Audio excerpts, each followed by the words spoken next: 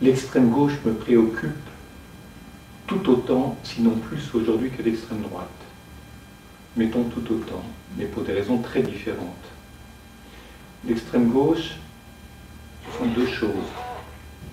C'est de la résistance contre le pouvoir établi, contre un certain nombre de pensées politiques et démocratiques en France.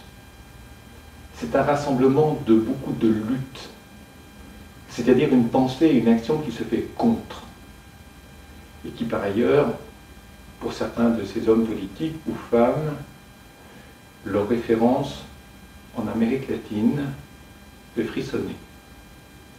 J'ajouterai par ailleurs que par rapport à Israël en particulier, mais aussi au niveau de la laïcité ou du laïcisme militant, plus exactement, les juifs, et je dirais le rapport à Israël a tout à craindre.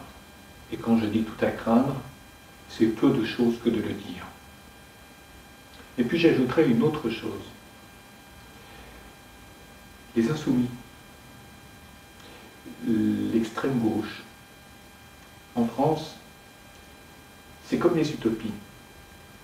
Il y a une volonté de créer un monde que d'aucuns considèrent comme idéal, avec certaines idées sur l'égalité, certaines idées sur la dignité, certaines idées sur le social, qui ne relèvent peut-être pas de la réalité présente du monde tel qu'il est, mais d'un monde qu'ils rêvent de construire en déconstruisant puis reconstruisant.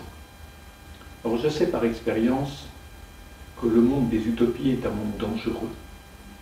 C'est un monde dangereux parce qu'au nom d'une utopie, on lutte pour chasser ceux qui entravent la marche vers cet avenir radieux, comme disaient autrefois les communistes dans le monde.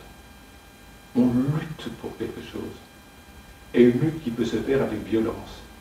Et ceux qui ne suivent pas peuvent se trouver au minimum recalés, au pire dénoncés.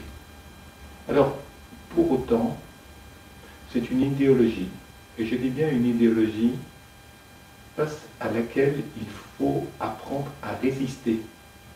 Nous avons beaucoup réfléchi pour apprendre à résister à l'extrême droite, quelle qu'elle soit aujourd'hui. Il nous appartient aussi et tout autant d'apprendre à résister à l'extrême gauche. Quand je dis apprendre à résister, ce n'est pas seulement la question d'un vote, c'est aussi au niveau du discours, au niveau de la pensée, au niveau des raisonnements.